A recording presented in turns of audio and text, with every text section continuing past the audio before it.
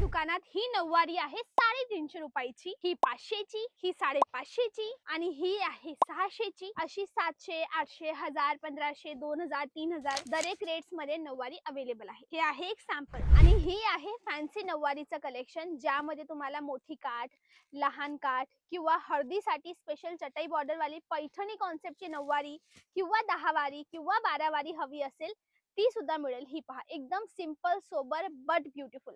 आणि ही आहे पैठणी 10 वारी, ही पण पैठणी 10 वारी।